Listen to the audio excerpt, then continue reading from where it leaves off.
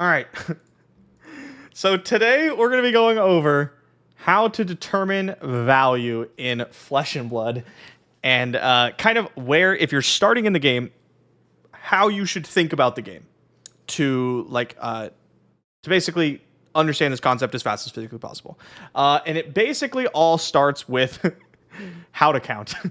How do you count? Some people don't know how to do this. I've watched a lot of people play Flesh and Blood, and I feel like a lot of Flesh and Blood players never figured this out, so that's what we're going to do.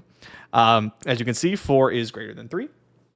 So if you're not super familiar with Flesh and Blood, basically we have here Wounding Blow, which is like a very generic card, not a lot going on, very simple. It's red, meaning it pitches for only 1 resource. It costs 0 to play, it blocks for 3, and it attacks for 4. So generally,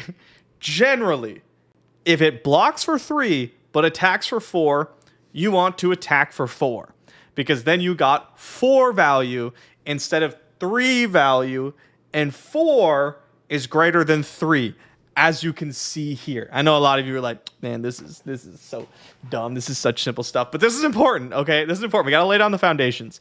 Now, a handful of wounding blows can't all attack for 4, right? Because you don't have that many go-agains. There's a lot of like, it's a little bit more difficult than I'm going to make it sound, but I just want to give you the very basics on how to think about it at all. So, moving on. Flesh and Blood is basically just arithmetic. So I have a nice example hand here that is just like, you have 3 titanium baubles, which is just a blue pitch that blocks for 3, and you have 1 wounding blow. Obviously, the best play is to block with all 3 titanium baubles and attack with wounding blow. But this is how you actually determine value in your Flesh and Blood hands. You count up all the numbers that you're going to do, right? So if you block for 3 plus 3 plus 3, you're blocking for 9, and you're attacking for 4. So you do 13 value. 3 plus 3 plus 3 equals 9, plus 4, 13. We got 13 points out of that hand, right? And that's how you should think about this. There's no other hand possibility, but you're going to, a lot of times, look at your hand, look at your arsenal, and what you should do when you see your hands is just count. Count all the numbers. Try to get the best numbers that you can with all your cards. Be like, okay, if I keep 5 cards, I can deal 16 damage. But if I keep 3 cards, I can deal 12 damage and I block for 6.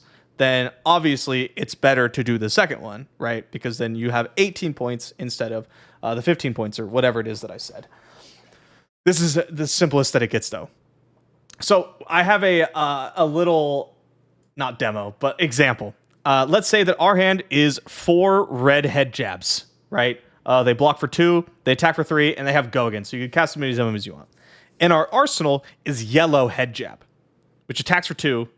You won't get to block with it, but it has go again. And our opponent is attacking us with Command and Conquer, which basically says if it hits us, it destroys our card, all of our cards in our arsenal. Yeah, it's Yost's favorite kind of hand. All head jabs. What is the mathematically optimal line here? I'll give you guys a second. And we'll talk about it.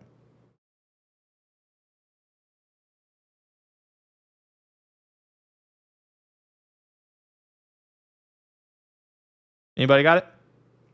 Yes, we take the 6. The mathematically optimal line is to take the 6 and let our arsenal get destroyed, and then come back for 12. Right? 3, 3, 3, 3. The other option is that we block 6, we attack for 3, and then we attack for 2, which is only 11 points. So you should, if you're in this situation, be able to look at your hand in your arsenal and decide what the most optimal line is, just based on the math. Now, there's a lot of other factors, which we're going to go into, that have to deal with like whether or not you should disregard the math. But all of your decisions should start at what's the best math? What play gives me the most numbers? So everything you do in Flesh and Blood should start with figuring out the most numbers and going from there. Sometimes you won't be able to get a clean block. Sometimes in order to block out attack, you have to overblock. Maybe your opponent attacks a bunch of times with 2s, instead of like an easy to block number like 6, so you don't get all the block value you wanted. Maybe there's things like you really want to block this attack for 3, but then they might have a snatch in the next attack, and if that hits, that's really bad. So like, should you block? I don't know. That's tough. It's a little bit more complicated. The next thing we're going to talk about are on hits, which are things that make the math a little bit more complicated. How much are on hits worth? Well, sometimes it's very easy to calculate, right? Infect, 0 cost, attacks for 3. So it's clearly a 3 value thing, except for if it hits, you create a Blood Rocks pot token under their control. Blood Rock Pox is worth 2 damage. So how much is Infect worth? Well, it's worth 5, but it's also only worth 3 if it gets blocked, right? So if you block Infect, let's say our opponent has no cards in hand, you don't have to worry about pumps, and they attack with just Infect. If you block with 1 card, that card isn't blocking 3, that card is actually blocking 5, right? So you need to put that into your like damage calculations. If you can take the Infect and deal 12, or you can block the Infect and deal 9 or 8, then you should block the Infect and deal 8, because you got 5 points of value on block, and then you dealt 8 damage, which is 13, and that's more than 12. Everybody with me so far? Is this making sense? Next card we're going to talk about, while I wait for you guys to respond, is Drill Shot. I'm sorry they're not exactly the same size. I made this at like 1 a.m. Drill Shot, 0 mana, ranger attack, attacks for 4. A little bit harder to block than 3. Ignore the aim counterpart, but if this hits a hero, put a -1 counter on an equipment they control, right? So obviously, Drill Shot is worth 4 points. And then there's the armor thing. If I'm playing Kano and none of my equipment blocks for anything, then Drill Shot is only worth 4 points. But let's say that you have a bunch of equipment that blocks for 2. That means if Drill Shot hits you and it removes a block counter on your 2-block equipment that has Battle Worn or whatever, right? That means you only get to block with it for 1 once instead of 2 and then 1. So if Drill Shot hits, it actually does 6 damage, not 4, right? It gets 6 points of value. It doesn't actually do 6 damage, but you get what I'm saying. It does 6 points of value, not 4. Pretty good for a 0-cost attack, right? You're going to see on hits a lot in Flesh and Blood. And so things like this are really important. I'm trying to give you guys more easy examples here for how much these on hits are worth. And four's tough to block, right? With 1 card. Calculate like Infect, and they can be a little bit more difficult sometimes, like Spinal Crush. Spinal Crush says if it deals 4 or more damage to a hero, they lose go again, basically, and it attacks for 9. So you have to block at least 5 of it.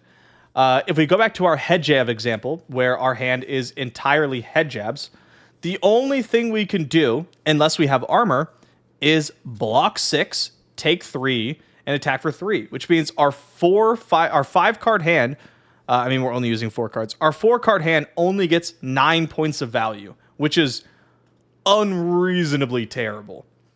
Absolutely horrible. And that's why Spinal Crush is a good card against decks that really want to go again. You should be able to calculate out Spinal Crush as well, basically by just going, okay, if I don't block, how much damage can I do? If I block out the crush effect, how much damage can I do? That kind of stuff. Usually, the best things you want to have against Spinal Crush are strong 2-card hands. So, like Enlightened Strike plus any card, and then block for 6. Because you still get 13 points of value, even through Spinal Crush, which is really good. Decks that don't use Go Again a lot really just don't care about this card overly much. But a common theme that you're seeing is that on-hits are pretty powerful, and they can really disrupt the math. And that's why I hope this is the next slide. Yes, sorry. Equipment is important. That's why equipment is important. Because it's the single easiest way to stop on-hits. Equipment in Flesh and Blood oftentimes has a block value, right?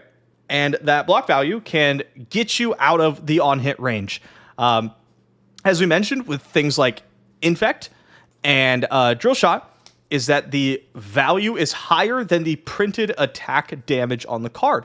And so if you can block with your equipment to stop on hits, you're going to be getting more value than the actual printed value on the equipment, right?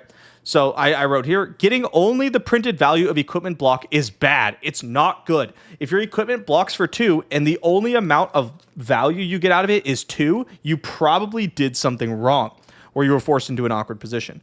I want you to stop blocking with your equipment so fast. It's a very, very valuable resource and a finite resource. You run out. But let's say that all of your equipment blocks for 2, right? All 4 of them block for 2, and then they blow up. So they block for 8. That means you start at theoretically 48 life if you're not playing like a wizard or something.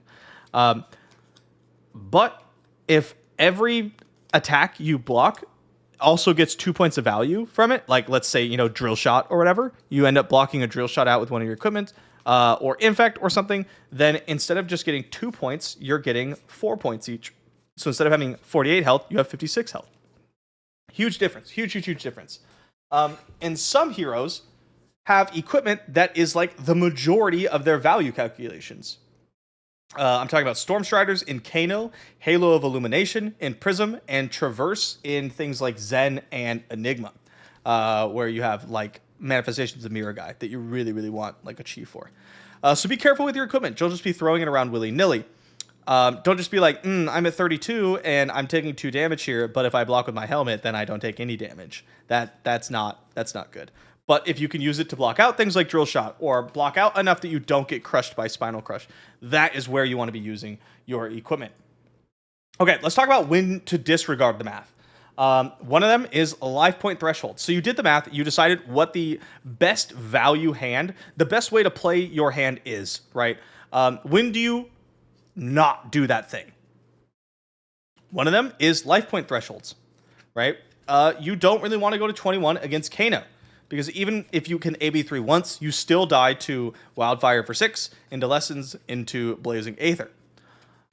You don't want to go to 2 against decks with Reckless Swing, like KO, because it's 2 unpreventable damage while you're attacking them, and if you're at 2, you just die, and there's nothing you can really do about it. You don't want to go 4 lower against Pummel decks if you can help it, unless you're taking all their cards out of their hand, because it gets really uncomfortable when you have to decide if you're going to overblock every single attack they ever throw at you. You don't really want to be in that position, right? So perhaps if you're up against KO, instead of taking the most value efficient line, which leaves you at 2, you take a slightly less value efficient line that leaves you at 4, so you don't die to Reckless Swing, stuff like that. Another reason to disregard the math, key cards. Some heroes have cards that are so powerful that they do the majority of the value for the hero. I'm talking about things like Lumina Ascension, Aether Wildfire. These cards are so important to the hero's overall strategy in Combo Bolton and Combo Kano, respectively, that you really just don't want to block with them, and you don't want to cast them when you can't get max value out of it. So if you're playing Kano and your best play is to block a bit and then send Aether Wildfire for 5 on your turn, that might be the most value efficient play, but Aether Wildfire is so important that you probably shouldn't do that. A better play would probably be block and send your Arsenal, and then Arsenal Aether Wildfire, so you can keep it for when you want to combo. Same thing with Lumina Ascension. Bolton's entire shtick when you play Combo Bolton is that every single turn is really low value, and like all about building up to a really big double or triple Lumina Ascension turn, when you can really pull away with the game. And until then, you're just taking value inefficient turns over and over and over again because of how the charge mechanic works. Another one I put here because I thought it would make for a good example is Spellfray Gloves against Kano. Yes, you can pop this to stop 1 damage, and that's pretty neat, but I wanted to really drive home using your equipment smartly. Smart, intelligently, I don't know. And so if you wait with your Spell Void until they try to do their Aether Wildfire combo, every point that you prevent on Aether Wildfire actually gains you 5 life over the course of the combo. So instead of popping this for 1, you'd like to hold it for 5. Things like that. And then the last one I have for when you want to disregard the math is fatigue things. So if you're not familiar, fatigue is when one player is completely run out of cards in their deck. They just don't have any threats left, and eventually they just get put in a spot where they have no cards and they die. Because if you have no cards, you can't attack and you can't block. Playing against a fatigue strategy, if you present the most points every single turn, you can actually get fatigued. Let's say that a deck blocks on average 13 points a turn, not counting equipment, and you present on average 14 points a turn. That means that if you spend 3 cards out of your deck, right, that you're casting to do 14 points a turn, and they're blocking 13 points a turn, you have 20 turns worth of cards in your deck. That's assuming that blues convert to the same. They don't, but don't worry about the math. You have 20 turns worth of cards to attack with, right? Because you're spending 3 a turn, you only have 60 cards in your deck. That means they're only taking 20 points on average before you completely run out of cards and then you die.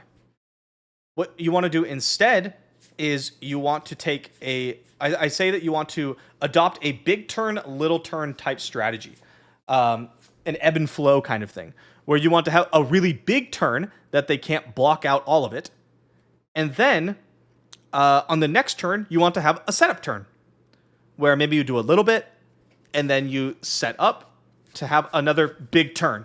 That way you're dealing damage in large chunks, because if you don't present the max damage, they still don't get to draw more cards to block with, right? They don't get to have like an 8-card hand to block against you. It's still only a 4-card hand, maybe a 5-card hand.